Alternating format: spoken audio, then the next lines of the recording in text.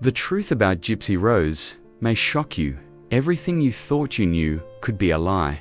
The shocking truth might make you rethink everything you've heard about her. What if the real story is nothing like we've been told? Gypsy Rose's latest Instagram video has sent shockwaves across the internet, but it's not what you'd expect from someone who's been painted as the ultimate victim for years. In this new post, Gypsy claims she's choosing inner peace. Sitting calmly with a candle lit in front of her, you might think she's about to offer some deep insight, or, at the very least, apologize for her actions. But no, her demeanor is chillingly disconnected from the overwhelming evidence mounting against her. It's almost as if she's attempting to brush everything under the rug, pretending like she's untouchable. You know the story. Gypsy Rose, once believed to be a helpless, sickly woman controlled by her abusive mother, was later revealed to be the mastermind behind her mother's murder. For years, she feigned a range of illnesses, manipulated everyone around her, and used her condition to garner sympathy and attention.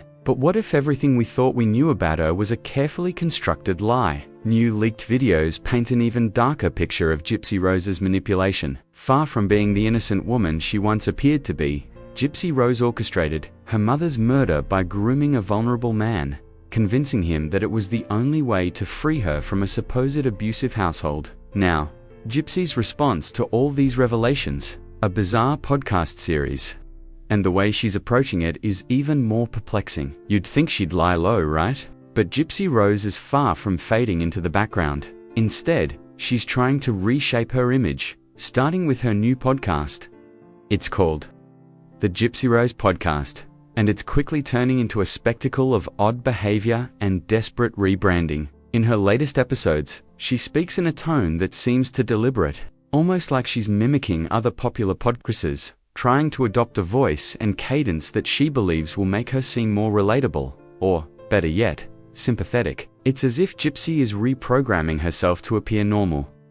But the more she tries, the more we see through it. Take a listen to her podcast, and you'll quickly realize that Gypsy isn't having conversations with anyone else. She's simply talking to herself, pretending like someone is there, all while speaking in a manner that seems completely out of touch with the severity of her actions. Her pauses are awkward, and her voice shifts constantly, as if she's playing a role. The podcast is an attempt to reshape her image, but the deeper you dive into her content, the more it becomes clear that this is a last-ditch effort to gain sympathy. What's most disturbing, though, isn't her attempt at a podcast persona, it's the content she's putting out.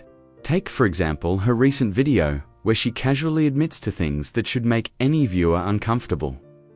She claims to be working on becoming a better person and moving forward, but the truth is, she's done nothing but manipulate and rebrand herself at every turn. Her rebranding is just another act to escape accountability. Gypsy's so-called transformation is a classic example of a master manipulator at work. Instead of taking real responsibility for her actions, she's spinning new narratives, adopting new personas, and making empty statements about how she's learned from her mistakes. But the question remains, has she truly changed?